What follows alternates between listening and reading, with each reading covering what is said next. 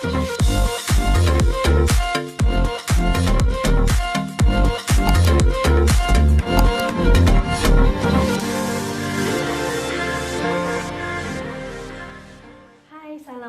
warahmatullahi wabarakatuh. Apa kabar sahabat wanita semuanya?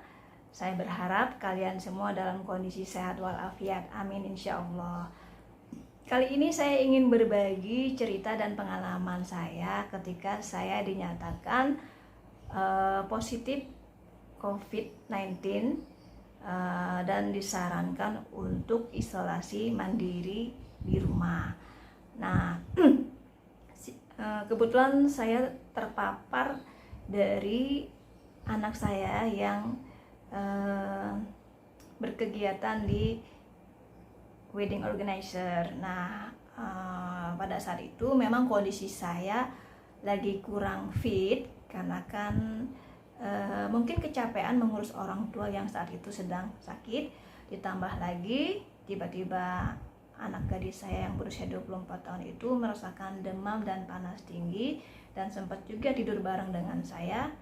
Dan qadarullah keesokan harinya saya mulai merasakan kondisi badan saya yang kurang enak gitu ya, meriang dan panas tinggi ya. Selama 3 hari berturut-turut nggak turun tuh dari 39 derajat Celcius dan padahal saya sudah minum paracetamol.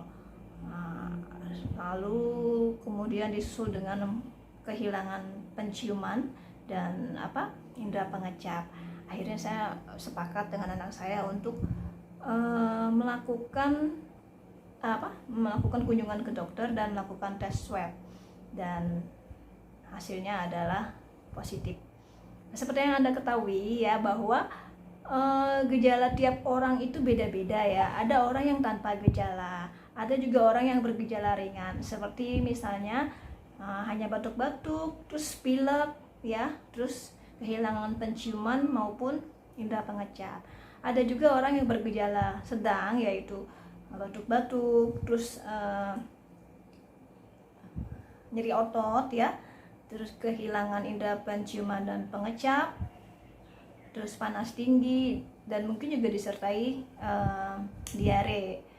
Dan yang terakhir ini yang agak berat ya, yaitu orang yang merasakan semua gejala, yaitu dari kehilangan penciuman, terus indera pengecap, terus demam tinggi, nyeri otot, pusing kepala, diare, dan disertai sesak napas. Nah, masing-masing itu mungkin beda penanganannya ya. Ada yang cukup diisolasi mandiri ya, contohnya seperti saya, dan ada pula yang langsung dirujuk ke rumah sakit, mungkin harus dilakukan penanganan yang lebih intensif lagi. Nah, singkat cerita,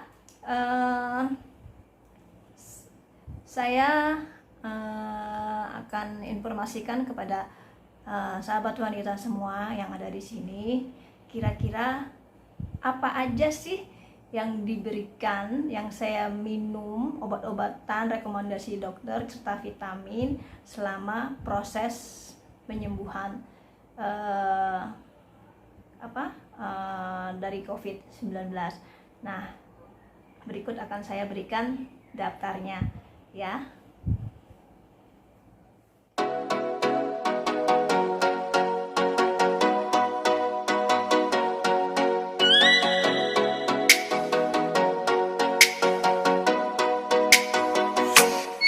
Oh, let me up with a bright smile. Nah, itu tadi penampakan daftar daripada obat-obatan. Dan untuk penampakannya ini saya informasikan, untuk paracetamol udah tahu ya, paracetamol 500 mg. Untuk antivirusnya saya gunakan Fluovir 75 karena saya nggak dapat Tamiflu. Lalu untuk antibiotiknya saya gunakan Azithromycin dihydrate 500 mg ya. Lalu untuk radang saya gunakan Dexaharsan 0,5 mg.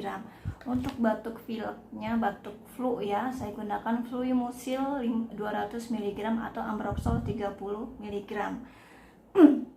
Nah, itu untuk obat-obatannya. Untuk vitaminnya itu gunakan vitamin C dosis tinggi yaitu 1000 mg. Nah itu kalian boleh pakai apa aja. Kalau saya pakai ini ya, karena dapatnya ini.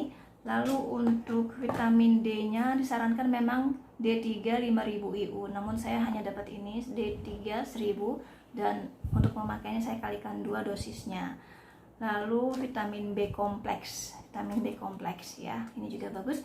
Dan terakhir vitamin E 400 IU. Nah itu yang saya gunakan untuk obat-obatan dan vitamin. Lalu apa aja untuk herbalnya? Kalau untuk herbal saya gunakan minyak kayu putih ya, ini terserah kalian merek apa aja. Itu aplikasinya digunakan untuk seluruh tubuh ya, untuk menghangatkan badan. Lalu minimal 3 kali sehari gunakan segelas air panas, campurkan 2 atau 3 tetes minyak kayu putih, lalu kita hirup uapnya untuk menstimulasi penciuman kita agar kembali normal. Dan air yang sudah kita gunakan untuk penguapan itu kalau sudah hangat kita minum, itu saya minum ya. Jadi untuk melegakan pernafasan agar tidak berat dan juga menghangatkan tubuh.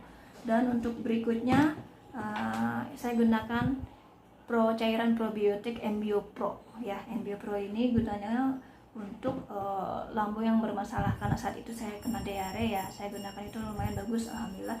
Dan yang paling bagus ini adalah kita gunakan Histul Hindi. Ini saran rekomendasi dari Ustadz Hadi Hidayat ya. Saya rasa semua juga tahu ya. Ini Histul Hindi digunakan bersamaan dengan kapsul Habatus Sauda Oil Propolis ya. Jadi karena ini agak pahit, silakan gunakan madu dan minum tanpa endapan. Nah itu seperti itu herbal yang saya gunakan. Nah untuk diarenya itu saya gunakan air kelapa hijau ya. Selain ini juga untuk antivirus, itu juga untuk detox ya. Air kelapa hijau campuran jeruk nipis dan madu, juga sedikit garam. Nah itu aja teman-teman yang bisa saya sampaikan, obat-obatan, vitamin maupun herbal yang bisa dijadikan referensi bagi teman-teman yang kemungkinan mengalami positif ya, atau mungkin teman-temannya, sahabat, saudara, monggo silahkan direferensikan ini karena terbukti bagus untuk saya dan anak saya, mudah-mudahan juga cocok untuk kalian.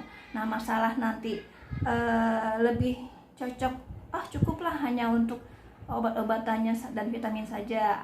Ada juga orang yang cocok dengan oke, saya cuma herbalnya aja udah cukup bagi saya. Nah itu kan tergantung cocok-cocokan, dan itu adalah salah satu bentuk ikhtiar. Dan kalau saya gunakan semuanya ya, karena memang kondisi saya sempat ngedrop ya akibat diare yang lumayan lama, 4 hari lamanya, makanya saya gunakan semuanya dan alhamdulillah saya bisa kembali sembuh pulih seperti sekarang. Nah harapan saya semoga teman-teman bisa membantu sahabat, kerabat, atau dirinya sendiri dalam proses penyembuhan apabila direkomendasikan untuk isolasi mandiri di rumah. Harapan saya juga dengan adanya vaksin yang sudah mulai didiskusikan dan beredar di masyarakat, penyebaran virus corona bisa diredam dan dipersempit penyebarannya. Semoga saja kita semua bisa terhindar dari wabah penyakit apapun ya. Itu harapan saya. Dan bagi sobat-sobat wanita semua yang merasakan bahwa informasi yang saya sampaikan ini bermanfaat, mohon bantu subscribe, share ke teman-teman, saudara, orang-orang yang terkasih ya, agar lebih banyak lagi orang yang sembuh dari COVID-19. Itu saja harapan saya. Terima kasih sudah mau menonton video saya. Semoga bermanfaat dan sampai jumpa di video berikutnya. Assalamualaikum warahmatullahi wabarakatuh.